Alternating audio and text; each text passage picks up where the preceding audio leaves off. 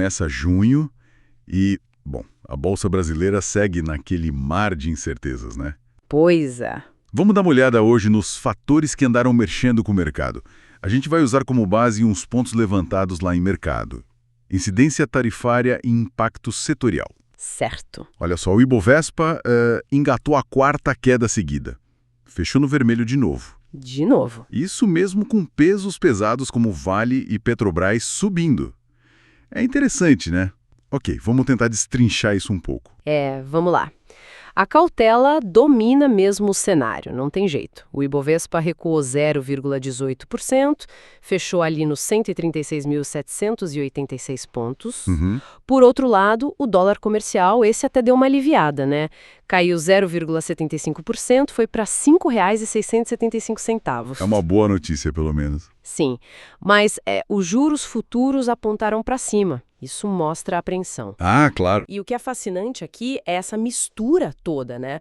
Notícia de tarifa americana para o aço, aí tem a expectativa de conversa entre Trump e Xi Jinping. Sim, sempre essa tensão. E, claro, as nossas questões internas. IOF, o Imposto sobre Operações Financeiras, e todo o cenário fiscal. Então, tudo isso junto, sabe, gera essa volatilidade que a gente está vendo. Falando nessas tarifas do aço que o Trump anunciou, elas mexeram direto com algumas ações aqui, né? A Gerdau, GGBR4, disparou, subiu mais de 5%. Exato. Mas assim, como que a gente explica uma alta tão forte?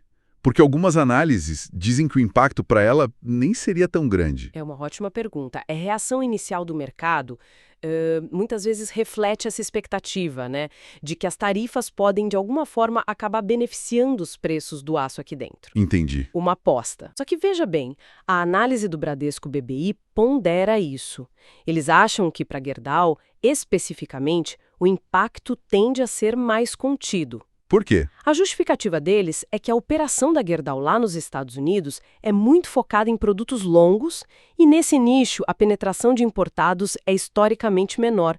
Fica ali na casa dos 17%, mais ou menos. Entendi. Então essa alta pode ter sido mais uma reação, talvez um pouco exagerada no início, do que um reflexo real do que se espera para a empresa. Exatamente. E se a gente olha o setor siderúrgico como um todo, não foi um movimento uniforme, né? CSN é a CSNA3 e a Usiminas, o SM5, fecharam com uma leve queda. Isso mesmo. Isso talvez sugira que o mercado, no fundo, está mais cauteloso com o setor inteiro, apesar desse brilho específico da Gerdau por causa das tarifas. Perfeito.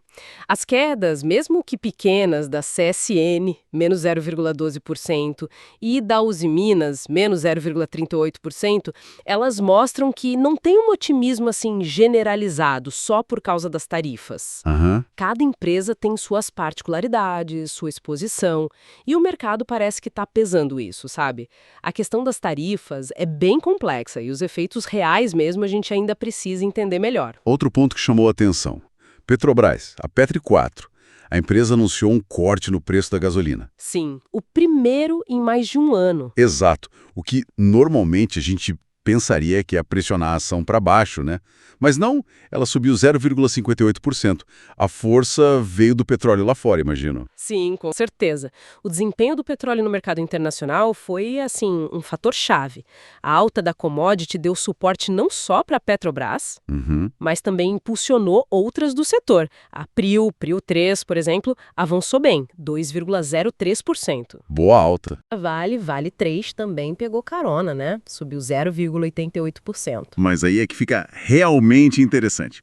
A gente tem Vale e Petrobras, duas gigantes, peso enorme no índice, fechando em alta, e mesmo assim, o Ibovespa não conseguiu fechar no azul. Pois é. O que puxou o índice para baixo com tanta força? Quem foi o vilão do dia? Olha, o grande responsável por segurar o Ibovespa dessa vez foi o setor bancário. Ah, os bancos. Sim. As ações dos bancos tiveram um desempenho majoritariamente negativo. O Banco do Brasil, BBAS3, por exemplo, que foi uma das mais negociadas do dia, caiu 0,60%. Pesado. Dentro do setor, a única exceção foi o Bradesco BBDC4.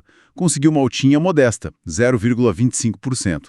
Mas, muito pouco para compensar o resto. Claro, não dá conta. Isso mostra bem como, mesmo com as gigantes de commodities indo bem, a saúde do setor financeiro aqui dentro ainda é um termômetro super importante para a confiança geral do investidor no Ibovespa. Ibovespa. Faz todo sentido. E a gente viu também os frigoríficos com desempenho meio misto, né? A JBS 3, até conseguiu virar para alta no finalzinho do pregão. Isso, a JBS subiu 0,22%, mostra bem a volatilidade durante o dia. Mas o desempenho do setor como um todo também não foi suficiente para dar aquele impulso para o índice. Entendi. Essa dinâmica setorial diversificada, sabe, é fundamental para entender o comportamento do Ibovespa. Nem sempre a alta de uns setores consegue anular o peso negativo de outros. É um cabo de guerra. É verdade? E olhando para frente, para os próximos dias, o que a gente tem no radar? Tem uma agenda cheia de indicadores importantes vindo aí, não é? Sim, a agenda está recheada. Vamos ter divulgação da produção industrial aqui no Brasil. Importante. Uhum. Além de dados cruciais do mercado de trabalho americano, o relatório de Oates, né, que mostra as vagas em aberto, e o famoso payroll, com criação de vagas, salários. O payroll sempre mexe com o mercado. Sempre. E ainda tem números de inflação e desemprego lá na zona do euro. Ok.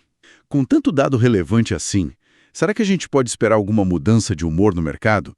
Ou a questão das tarifas ainda vai dominar? Olha, embora esses indicadores sejam sempre acompanhados de perto, claro, a expectativa no momento é que eles tenham um impacto um pouco mais limitado na formação de preços, sabe? O foco principal deve continuar sendo o mesmo, essa questão das tarifas americanas e todos os seus desdobramentos.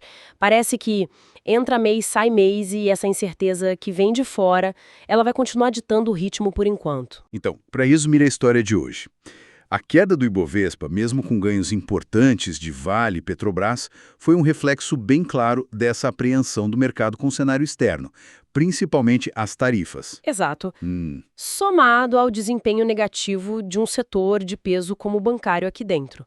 Uma combinação que puxou para baixo. Perfeitamente colocado. Isso nos deixa com uma reflexão interessante para os próximos dias, né? Diante dessa influência tão forte de fatores externos, como essas decisões de tarifas lá nos Estados Unidos, até que ponto a dinâmica interna da nossa economia, mesmo que alguns indicadores venham positivos, consegue realmente definir a direção do nosso mercado no curto prazo? Boa pergunta. É algo para a gente continuar observando muito atentamente nos próximos movimentos. Fica de olho.